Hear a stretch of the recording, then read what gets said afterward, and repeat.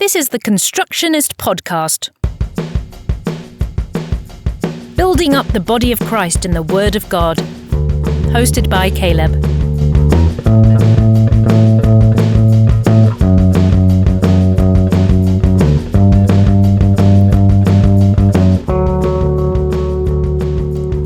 Hello friends, and welcome back to the Constructionist podcast. We're doing something different this time. This is not only being recorded on audio, it's also being recorded on video. So if you're listening to this through the normal way that I put out my podcast, if it's iTunes or however it is that you listen to it, be aware that this is also available, going to be available, is available, whatever, on YouTube, so that you can also watch as well, if you'd like. So anyway, this is a Constructionist podcast, and if you are first discovering this on YouTube, let me explain what we mean by the Constructionist podcast. So the Constructionist is an idea of building up. This is an idea that we are not here in order to be torn down. We are here in order to be built up. Our lives need to be constructed on something. So the general typical flow of our themes that we discuss in this podcast are always ones that ultimately find their source in the Bible as the source of our information, our knowledge, our understanding, our wisdom for how to actually have our lives strengthened and built up. So we are told in the scriptures that the foundational point of our life, what our foundation should be, is Jesus Christ, and then we build upon that. Now today, because we are videoing this, it obviously signals maybe a new stage or a new adding to the podcast. And what I would like to add to the podcast is a occasional look at a book or a book review. So I have been, for the last 6 months or so, seeking to read through the National Review list of most influential books of the 20th century. So in that list are 2 C.S. Lewis books. Now, I've already read several books on the list, but I just completed The Abolition of Man. So here's a copy of it right here. You can see it's a very thin book. It actually does have well under 100 pages. The actual context, the 3 chapters that comprise this book, actually total less than 50 pages. So even though it's a short book, it is a dense book. This guy takes some serious thought. I actually read it a couple of years ago, and when I read it, I knew I had read something pretty stunning, but it was difficult for me to even express what it is I read. So that was like 3 years ago, maybe 2 years ago. So I ended up coming back to it because it's in the top 10 of the National Review list of most influential books of the 20th century. So I think it's number 7 on the list. So I'm not reading the books in order that the list puts them, but I'm sort of reading what I find most interesting or what I think is helpful. And also I have a book club on that as well, that there's people that are also reading the books. We're reading them with each other, and we are commenting on them and things like that. So if you would like to be part of that book club, then you can email me at calebtheelectrician@gmail.com, and I'll send you a link, and you can be a part of that book club as well. So right now, the book that we have been going through is The Abolition of Man by C.S. Lewis. As I said, it's a very small book, but it's a very dense book. So one of the things I've been trying to do is read. I actually ended up reading this book alongside a commentary. I listened to a podcast series on this book, and that's what kind of got me onto the National Review book list, because in the podcast it was it's actually called just type in The Abolition of Man into, I found it through the iTunes podcast search function, podcast app. and it popped up. I think it's maybe 6 or 8 episodes, something like that. But it's a series of recordings that were done by a chap at his church. And so they go through the book, The Abolition of Man, and he provides a lot of really helpful background information behind the book, which made it easier to get through. But also, he was very wise and stated that this is a book that takes some serious thought and some time to read. So again, we're the Constructionist Podcast. Building something is not easy. By trade, I am a master electrician, so I get what it takes to build a building. It is a long, and it is a sometimes tedious, and it is a challenging process, especially for the contractor, to try to get all the different trades to come in at the right time and in the right order, and to work together with the right skill level and the right attention to detail and the right all that stuff, and to make the building happen. So the Constructionist Podcast is about being strengthened ultimately in the Lord Jesus Christ, or on the Lord Jesus Christ. But this book fits exactly into what we're trying to say in our podcast. So The Abolition of Man, let me just give you some background. The Abolition of Man is a book that was published in 1940, I'm going to say 3. I should have written this down. I wrote other things down, but I didn't write this down. Originally published in, 1943. And so it was based on a series, 3 lectures that C.S. Lewis gave in Durham, at the university in Durham. And so it's a series of lectures that still goes on today. I forget the name of the lectures, but he gave his talk in 1943. He was invited to come and speak, and this was the choice of topic that he delivered at this presentation. And so what precipitated this is a book that he was sent. So he says in the opening couple of paragraphs of The Abolition of Man that he was sent what he calls a little green book. Now, the little green book, or the green book as he refers to it, it was actually called The Control of Language by A.J. Ayer and C.K. Ogden. Now, what Lewis does in his book is not expose these guys, although he has a lot of very critical things to say about what they present in their book for, 13-year-old schoolboys, something like that. He states that's who the audience was for the book. But he calls them Gaius and Titius. So Gaius and Titius are just generic names. They're just generic Greek names. We could have easily said Jim and Bob if we wanted to, or Dave and Stan, or something like that. So he protects their identity in the publication and in the delivery of The Abolition of Man. But the reality is that it really is a book that he received, and when he read it, he was prompted then to criticize very heavily what it is that they present. So overall, the grand scheme, the grand scope of the book is that he is criticizing or attacking the Green Book's presentation of language and our use of language and its connection to objective value, or objective moral value, or a moral code, or capital R reason, or what's another word for it? Natural law. That might be another word for it. So the grand scope of Lewis's argument is that he is saying what these guys are presenting, Gaius and Titius, what they're presenting is actually going to undermine the thinking process of the student. Let's say it's little Timmy, a 13-year-old schoolboy who's now been reading The Control of Language by Ayer and Ogden in his class. And so what is presented in this fundamentally is that language is based on emotion. So let me just read you an opening statement that he makes. So Lewis states, in their second chapter, Gaius and Titius quote the well-known story of Coleridge at the waterfall.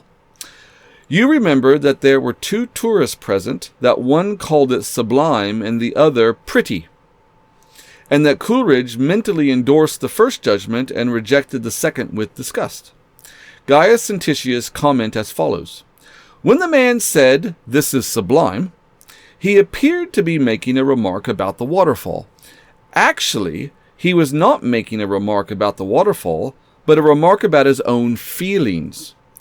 What he was saying was really, I have feelings associated in my mind with the word sublime. Or, shortly, I have sublime feelings. Here are a good many deep questions settled in a pretty summary fashion, but the authors are not yet finished.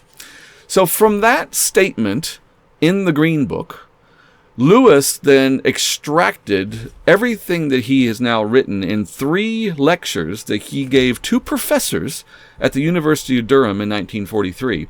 And he summarizes everything by saying that if we follow that line of thinking, it will be the abolition of man. That man will be abolished. That there will no longer be a functional human race. Now that is a massive, massive statement to make. Every chapter, all 3, in this book, begin with a very small quote at the start. So in this book, this little tiny quote here is from Carroll. Now I'm not sure who Carroll is, but it just says Carroll. But here's the quote. So he sent the word to slay, and slew the little childer.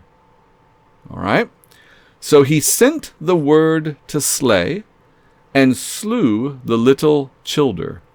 So that's kind of a grotesque statement to make. That somehow somebody sent a word, and in the sending of the word, children were killed through it. So it's a stark statement to make at the beginning of your book, which is criticizing a textbook for, preteen boys to learn the control of language. Now, it's interesting that the Green Book is called The Control of Language, because if you read through Lewis's argument, what you discover is that Lewis is pointing out that language actually is not being controlled. It's going out of control. So, and it all boils down to what the quote is from the Green Book, that the chap who saw the waterfall said it was sublime, but in his statement, he wasn't referring to the waterfall, he was referring to his own feelings. Now, let me give an illustration for this that I came across recently. I recently saw a video that was of Jordan Peterson. So, maybe you've heard of Jordan Peterson. He is a very popular conservative social critic out and about today from Canada, but he comments on a lot of American things as well, American politics and the like. I saw him in this video, and it was a conversation that he was having with somebody, and the other person said, "What you say is provocative," or offensive, I think was the word that was used. "What you say is offensive." That's what this interviewer man was saying to Jordan Peterson. Now, Jordan Peterson says, "Now, hang on a minute. I have no intent on being offensive. My intent is to present the truth." Now, I've not read any of Jordan Peterson's books, but I have listened to a couple of his podcasts, and I see him a lot in interviews on little short video clips and things like that. And I think he's a very intelligent man. I know that he has also been speaking a lot about the Bible, about the historicity of the Bible. He recently, I think a year or so ago, did a whole series of videos in Israel and also visiting the Bible Museum in Washington, D.C. And he came out of that visit to the Bible Museum in Washington, D.C., saying that his whole concept and understanding the Bible was transformed, and he realized that this was a very deep book. So in many ways, he's actually looked upon as a very popular biblical interpreter for our modern era. So I've not delved into any of his stuff on a biblical interpretation. Maybe I should, since that's kind of my expertise to a degree. But in this conversation that he had in this video, the man said, "What you're saying is offensive," and Jordan Peterson's response is, "But my intent is not to be offensive. I am not actively saying things to offend anybody. What I am doing is presenting documented evidential facts And if you find, because I want to state what the truth is. That's what he says. Because I want to state what the truth is. And so he said, if you are offended by it, that is not something I am intending. That is what you are feeling about it. I don't know that he actually said it exactly like that. But that's basically what C.S. Lewis is saying here. Is he saying that C.S. Lewis, based on what I just read, would say the man doing the interview is saying to Jordan Peterson, I see and hear what you're saying. It is offensive, i.e., I have offended feelings based on what you're saying. And Jordan Peterson is saying, so he's projecting that now onto Peterson and saying, you are offensive. Okay? So then he's blanketing Jordan Peterson now with the title offensive. You're an offensive person. Whereas Jordan Peterson is saying, no, I'm not. I am stating facts in order to deliver truth on a situation. This is the objective reality of what's happening. Therefore, it must be a true factual statement. Could put it like that. So really what that boils down to is how are those facts that Jordan Peterson is presenting, how are they being interpreted? So he is presenting them, having already read them and digested them, he is interpreting them as the reality of the world in which we live. Whereas the guy who was hearing this information didn't like it because of his preconditioned state of mind, and he is now on the fly interpreting what's being said as something he doesn't like, and so he's now being offended by it. Now this is really, really important when we consider the whole rest of C.S. Lewis's book, The Abolition of Man. When we consider the whole rest of it, this is what he delves into. And so let's just move on through this outline that I've got here on the book. So he's dealing with the nature of objective value. So to say I have sublime feelings, which isn't what was supposed to be meant by the account of seeing a waterfall and saying it is sublime. Waterfalls are majestic. They're Niagara Falls, Victoria Falls, Angel Falls. These things really do create a sense of awe in a person. Now, you can have feelings of awe about it, and you can then say that the waterfall is majestic. So see, I just did that. The majesty of the waterfall, the roar and the rumble of the water coming down and all of its power and force, and feeling the mist coming at you in your face and feeling the force of the air moving and all that. Coleridge in his story uses the word sublime. I'm using the word majestic. But the feeling that I have isn't a majestic feeling. It's a feeling of awe. Okay? So what is objective value? To say that the waterfall is majestic is probably something a lot of people would say. And so that could be an objective statement about the nature of the waterfall, that it is majestic, and for all the reasons I just described, because it's you feel the force of the air coming off of it, you hear the roar of the sound coming down, you imagine the power just being dumped on top of you if you were underneath that waterfall, and so it all of those things combined give you this sense of majesty. It's big, it's grand, it's all consuming, you could say. So those are all statements that are objective. It's because the waterfall is there and I'm making the statements about the waterfall that it's to describe it. So it's objective. Now, my feelings about the waterfall, or my feeling of awe, is subjective. Because if I'm standing at the bottom of the waterfall at a safe distance looking at it, I am feeling awe at the waterfall. If I was in a boat at the top about to go off, I would probably have feelings of terror about the waterfall because I know that I could be potentially plummeting to my death. So you see how the subjective response might change depending on who you are in relation to the waterfall. That could be subjective, but we have to accept that the waterfall itself is an objective thing, and there are words we can use to describe the objective nature of the waterfall. So objective being out there, something outside of ourself, an object away from us, whereas subjective is something that's internal, that's happening inside of me.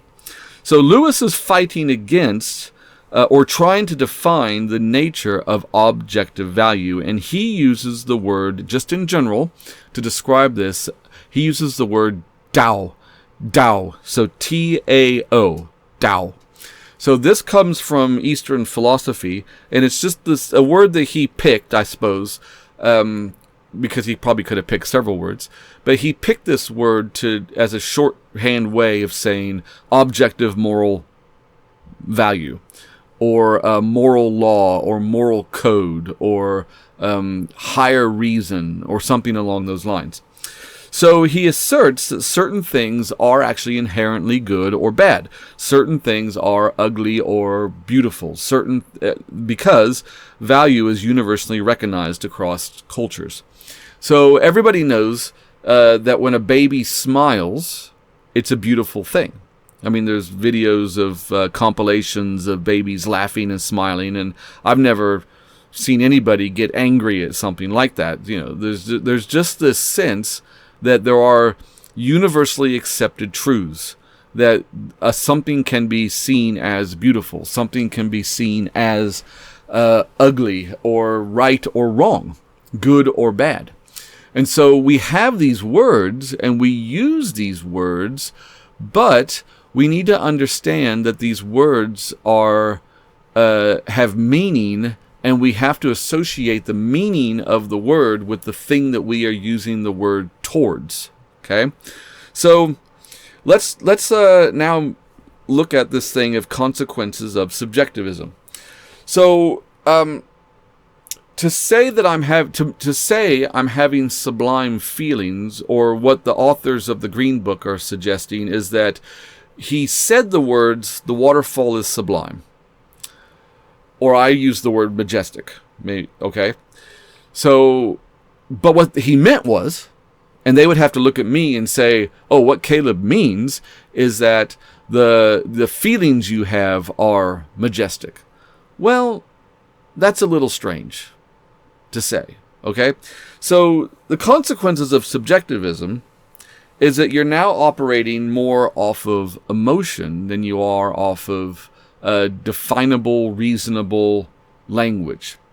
So there's a marvelous phrase that Lewis uses here. He calls it the trousered ape. The trousered ape. That's a very British thing to say, because in England, you don't wear pants like we do in America. You wear trousers. And so a trousered ape is somebody who operates off of gut instinct, or gut feeling. And I don't mean gut in the right way, where your intuition maybe is proven right. I mean sort of emotional. So this is the lower part of you. This is sort of in ancient thought, we even see this in the Bible. In the Bible, if you get some really literal translations, it talks about, like for instance, Paul uses the phrase in Philippians, bowels of affection.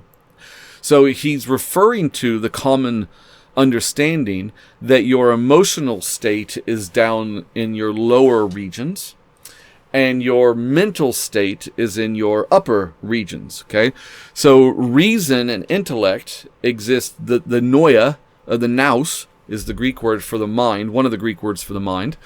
It is up here in your head, whereas your feelings are down lower. They're down more in your intestinal region, we could say, your kidneys.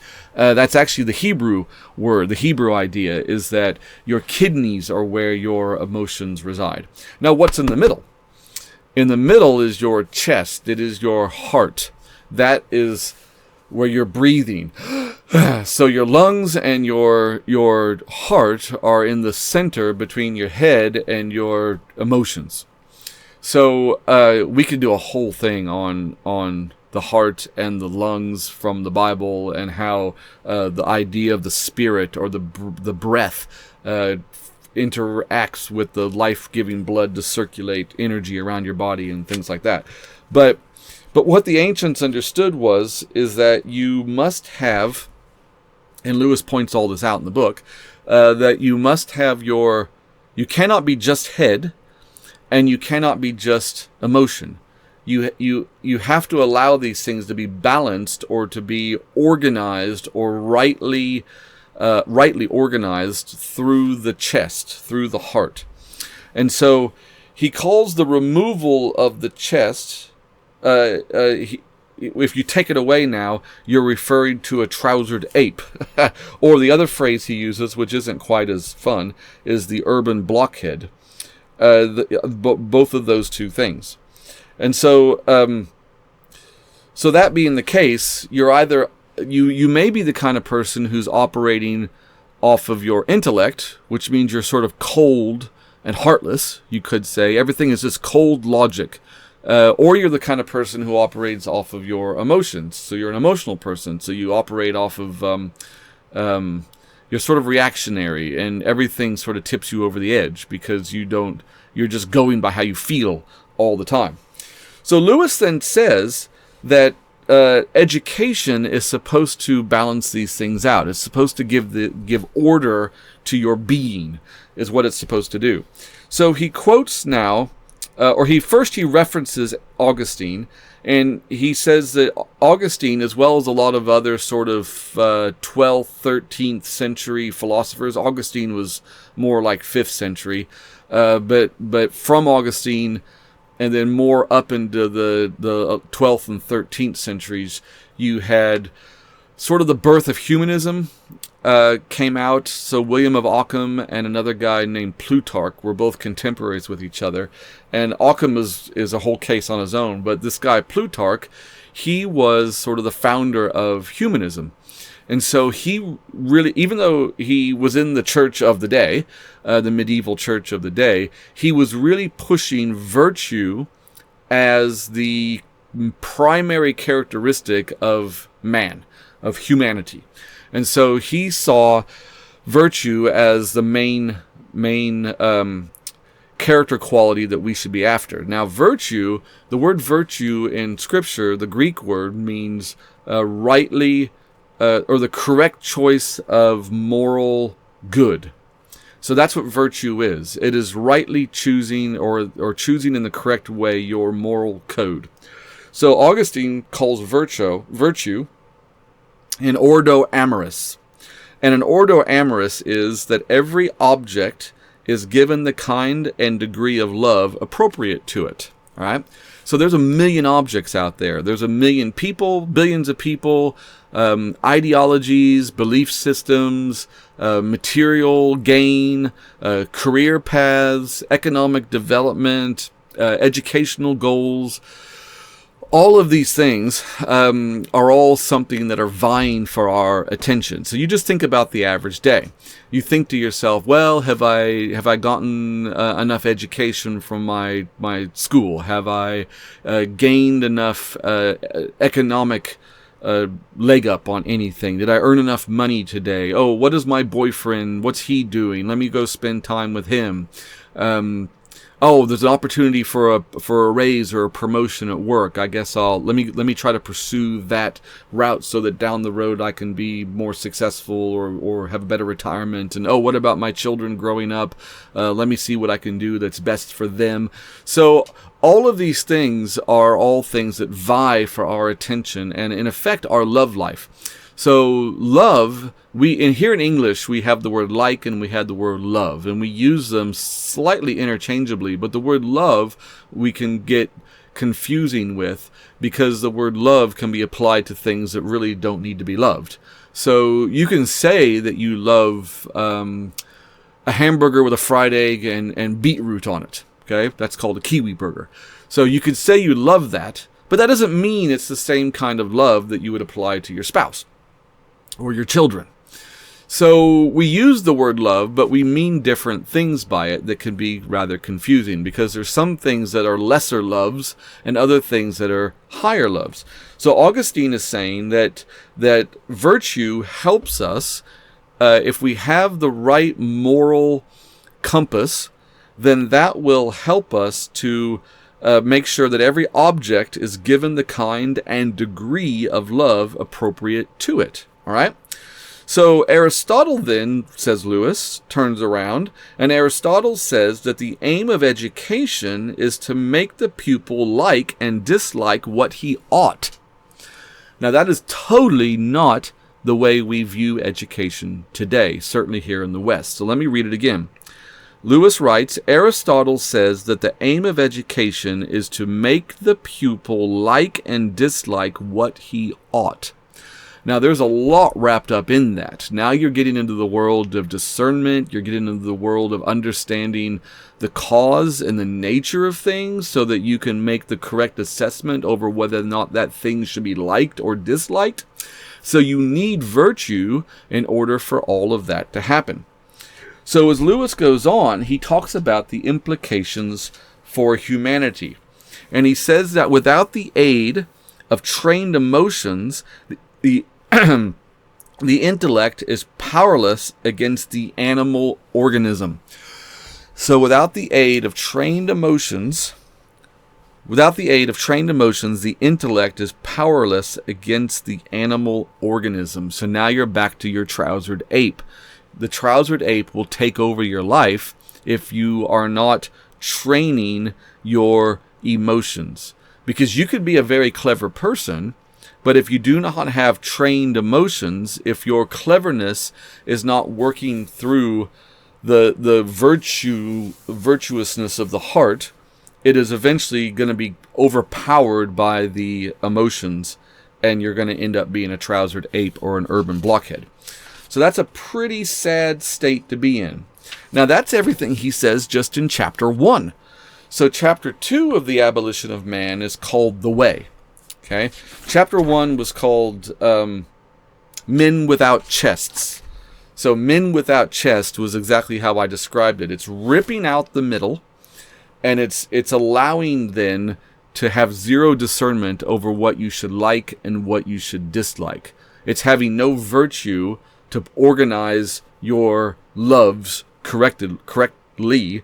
And so whatever emotional, subjective outburst that you have, that's the thing that you throw your love at. And that will get you into a lot of trouble.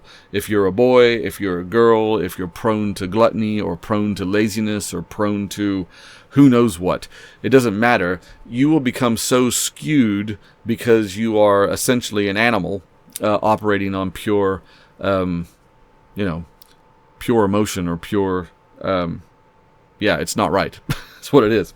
So then in chapter 2, the Abolition of Man is called The Way.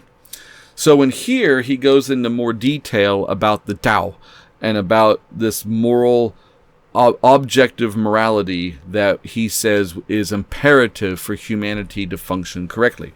Now, he's got a little, another quote at the start of this chapter, and that quote is from the Analects of Confucius. And it says, "It is upon the trunk that a gentleman works. It is upon the trunk that a gentleman works." So our first quote was about giving the wrong words and slaying children. This one is about how a gentleman or a gentlewoman operates in the trunk. So across the middle is what we're saying, which is what we have to have, the virtue there. And so the Tao, or the Tao, T-A-O, is the foundation of objective morality. If you reject it, then you are innovating. So he says that the innovators are people who are saying, well, we don't want to have anything to do with objective morality because that means that there's parameters or boundaries upon us which we don't like. So we don't want these boundaries and parameters placed upon us. We want to have a different kind of value system. So Lewis goes through a whole explanation of the whole as compared to the parts. And so you cannot actually say, he writes about this in a different essay. He says if you have a whole bunch of moral value systems, if you've got a whole bunch of let's say you've got 10 moral value systems, and you're going to choose one. The fact that you're making a judgment call on which one to choose means that you have a moral value system of some form or another.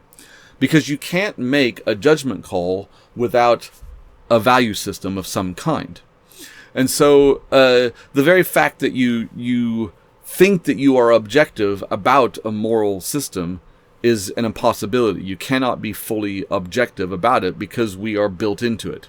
Now, we would say from a biblical perspective, this is because God has given us a conscience. So all of this can be boiled into the idea of we have a conscience, and our conscience is what dictates to us right and wrong. But the Bible even goes on to talk about a seared conscience, or a conscience being dead. And so it's possible to mess up the objective moral value code that has been instilled into us by God. It's possible to completely destroy that. It's also possible to intellectually dislike something about it, and then from that say, I'm only going to focus on this thing, that thing, or the other. Now, if you go back and listen to the series that I did on the poison of subjectivism, it's a 3-part series that I did, I don't even remember when I did it, back in the spring or something like that, maybe a year ago. The poison of subjectivism is sort of an encapsulated version of this entire abolition of man. So to reject the Tao, so Lewis, here in my outline, it says, modern thinkers, whom Lewis calls innovators, seek to replace the Tao with subjective systems of morality that rely on human reasoning alone. So if you eliminate the God-instilled moral system, objective morality, then what do you have left? You have yourself in the position of innovator, because now you've got to come up with a whole another way of doing things. So what you're going to do is probably end up taking the little bits that you like of the whole and then making those the whole. And that's a problem. So Lewis goes on to talk about the self-defeating nature of moral innovation, that it actually will turn around and bite you in the backside and hinder you, because you cannot develop a new moral code without appealing back to some aspect of the Tao. So, and that, as it is the only source of moral reasoning. Now, in the back of this book, Lewis is arguing that a moral code or moral law is universal across all of humanity. So in the back of the book, he's actually got illustrations of the Tao, and in that he pulls from all sorts of interesting things. The Egyptian Book of the Dead, which he pulls from Old Norse philosophy. He pulls from ancient Chinese philosophy, from the Bible, John Locke, Treatises of Civil Government, which isn't a terribly old book, but it's within, also Roman law he pulls from, Babylonian literature, things like that. So from all of those places, he's pulling out things that relate to the law of special beneficence, the law of duties to parents, elders, and ancestors, the law of justice, honesty, sexual justice, the law of good faith and veracity, the law of mercy, the law of magnanimity, things like this. He says these are all things that have that humanity can define, humanity can express, humanity can recognize across the board. It doesn't matter where you are. Murder is considered wrong. So you can almost say that something like the Ten Commandments and some of the elements of the Ten Commandments is part of the moral code. Honor your father and mother. A nation that does not honor its father and mother is sort of doomed. You're dooming yourself to be dishonored in your old age by your children. So Lewis talks about this multi-generational thing in the next chapter. But he goes on to talk about the danger of subjective morality and what it leads to. Rejecting the Tao leads to moral relativism, where right and wrong are seen as arbitrary or subjective. So this becomes very complicated. Even today, in our modern time, we have plenty of examples of, say, a 15-year-old girl who wants to be a boy, so she expects people to call her he, or him. And so that gets very awkward because we look at that person and we say, you're a girl. But how am I supposed to know that you want to be referred to as him? And so it becomes arbitrary and subjective. The sad thing is that girl now subjectively sees herself as a boy, even though biologically that's an impossibility because of her DNA and her genetic makeup. She is a girl. That is the context of her life. And so instead of being content in that, she now operates in total discontentment. And in that discontentment, she gets mad basically at herself because she thinks she is a boy or should be a boy, but she's actually a girl. So she gets upset with herself, and she gets mad at the world around her for not seeing her as a boy, even though we all look at her and can clearly tell she's a girl. So it all revolves around her as a personal being that has decided on her own means of truth, and that can be extrapolated out to all sorts of different places. So Lewis argues that we need to return now to this, return now to the Tao, to the universal moral code system that reflects timeless truths essential for human growth and life. So it's already there, he says. This is something that's built into all people. And so he goes now from that to chapter 3. So first he argues that we cannot, in chapter 1, he argues for the necessity to be trained to have our emotions under control by our intellect through the chess, through the virtue of morality. Then in chapter 2, he argues that the way of living for all of humanity is through the Tao, through this virtuous way of living life, and to try to redefine that or to take bits and pieces out of it or to reject it altogether is going to be the destruction of the individual as well as society.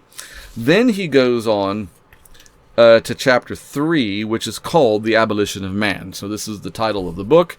It's the title of chapter 3, The Abolition of Man, which basically means the abolishing of the human race. So that's a pretty intense title to have. Now, he's got a quote at the beginning of this one as well, and that quote is from a chap named Bunyan. Now, I don't know if this is John Bunyan, the writer of Pilgrim's Progress and Holy War, or if it's a different Bunyan. But it says, this is the quote, "It came burning hot into my mind, whatever he said, and however he flattered, when he got me home to his house, he would sell me for a slave." Very ominous, isn't it? I'll read that again. "It came burning hot into my mind, whatever he said and however he flattered, when he got me home to his house, he would sell me for a slave." Now, what does this imply? This implies somebody is being very devious and underhanded. Somebody is pretending to be hospitable and polite. But the reality is that when they get you on your own, they're going to take advantage of you and destroy your life. That's what's being said right there. So here in chapter 3, and this is probably the real heart of the book. This is the real... this is the bit you probably ought to read every paragraph twice and read it slowly. So let me just give you the total of what Lewis says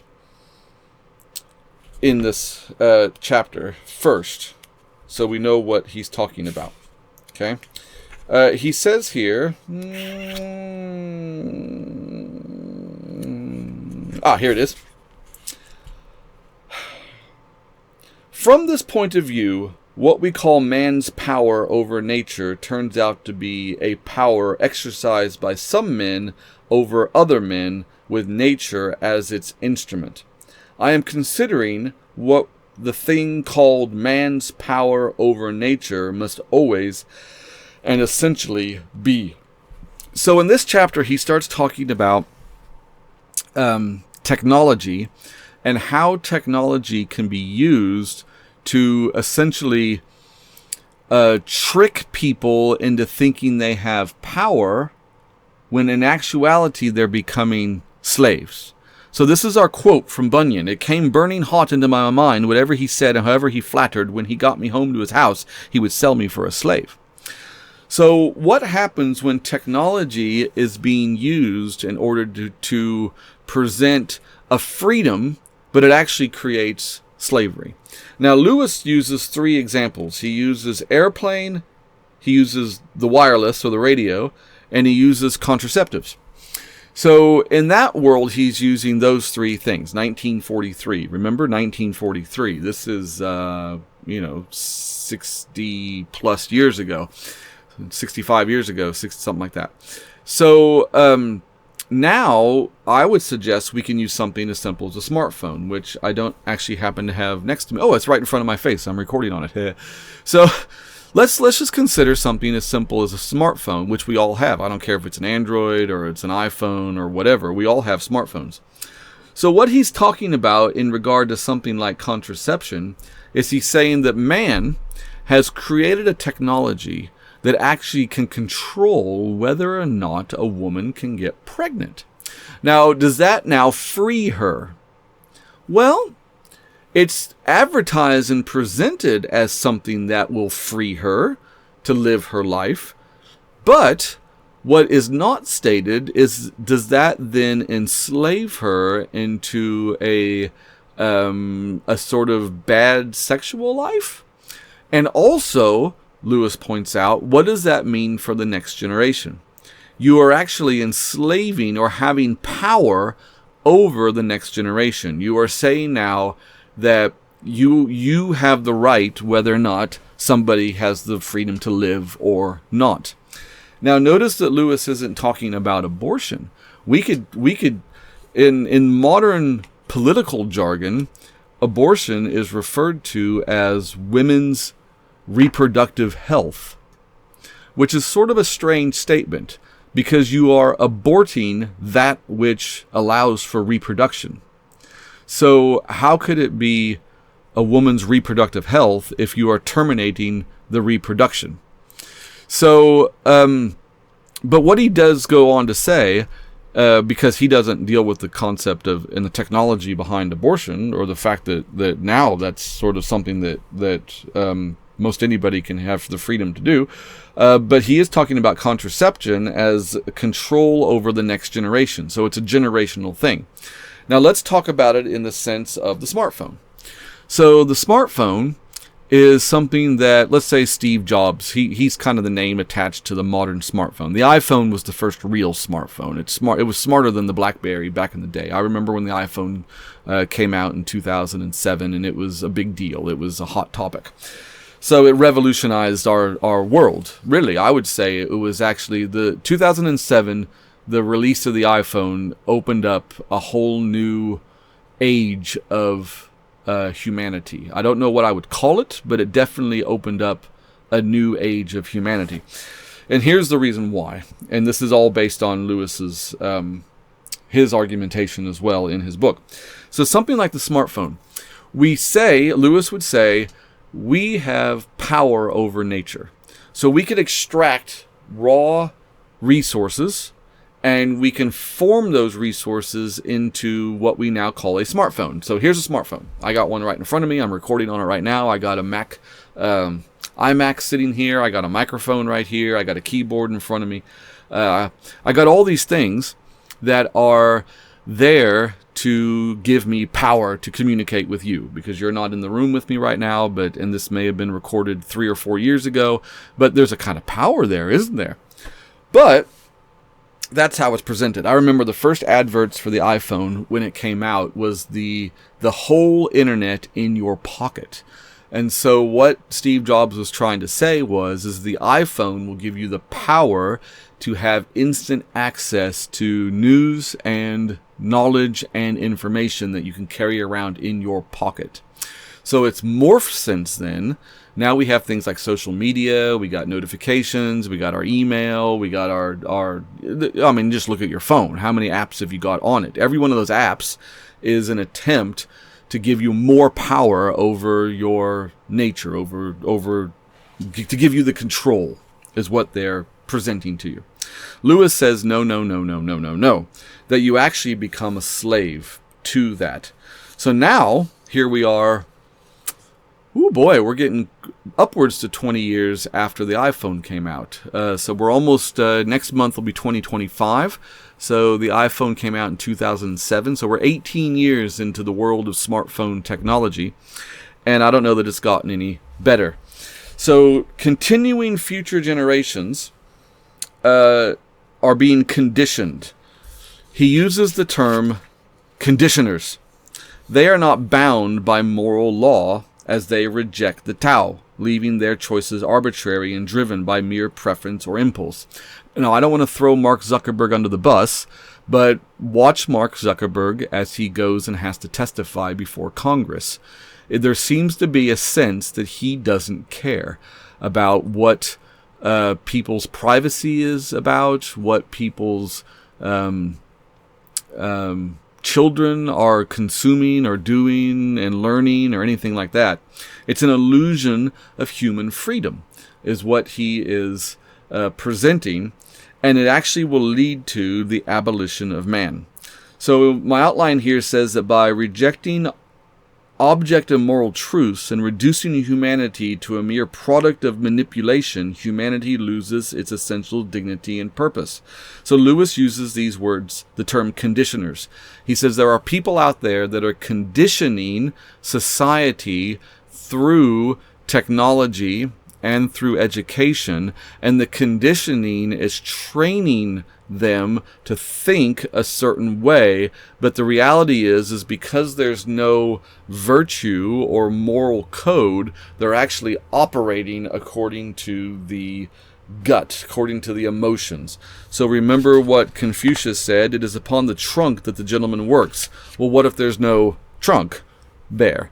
Then all you have is the top and the bottom, and the bottom, the lower, more base affections are going to take over and control the intellect.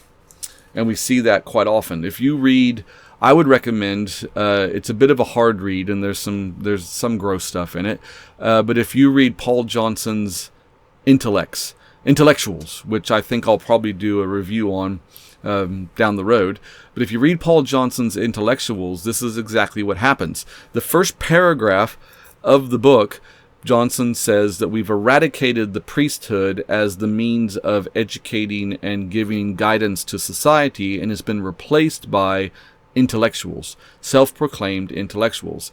And that these people then, you have to look at not just what they have presented in their publications and in their writings, but also how do they live their life. So he looks at Hemingway, who committed suicide, major alcoholic. He looked at Karl Marx, the inventor of Marxism, who was a filthy man covered in boils, constantly in debt, illegitimate children, these kind of things. He looks at Tolstoy, the writer of War and Peace, and his bad marriage and again illegitimate children and things like this. He looks at Bertrand Russell, the atheist, who is a bit of a liar and also bad with his money. A lot of these guys wanted to live in open sexual relationships with women, and it's if you look at their lives, and then you begin to wonder, why are we glorifying Marx? Why are we glorifying Hemingway? Why are we glorifying these people that have actually lived quite terrible lives? So, the final triumph over nature, i.e. the iPhone or any other kind of technology, is actually nature's triumph over humanity. So as much as we think that we are gaining control and power through the use of our smartphone or any other technology, it actually is causing us to be slaves to our own base affections, our own uncontrolled desires, our own untrained emotions, and we are attached to this device, and we cannot live without it. And so we end up forever being like, where's my phone? I need to have a phone. I got to check my status. I got to check my email. I got to check and see if somebody's messaging me. I got to check my, if you're an influencer or you make a living off of YouTube, it's even worse. And I'm saying all this in my inaugural video for this YouTube channel of the Constructionist podcast, but it's a warning that these are tools that can be used correctly if you got the heart virtue correctly in place. So Lewis concludes that humanity's only hope lies in an acknowledgement and a return to objective moral truths. That's what we need, is objective moral truths. And those objective moral truths come from a higher power that has instilled it into us. In the earlier portion, I talked about the conscience. So the conscience can be seared, it could be deadened, but it needs to be renewed in the reality of the person of Jesus Christ through the Word of God. So as humans, our brains cannot actually operate in a vacuum. We cannot clear our mind. There has to be concepts and ideologies and words there. And so those things need to be transformed. Now there's a Greek word, dianoia, that is that portion of the mind that the ancient Greeks believed communed with the gods. So there's actually apparently and the Bible uses this word, dianoia. And so now the sanctified meaning of it is that you can interact and commune with the God creator of the universe, and he then returns to you his spirit to give you control over this core portion of you to keep your mind and your emotions in their proper places.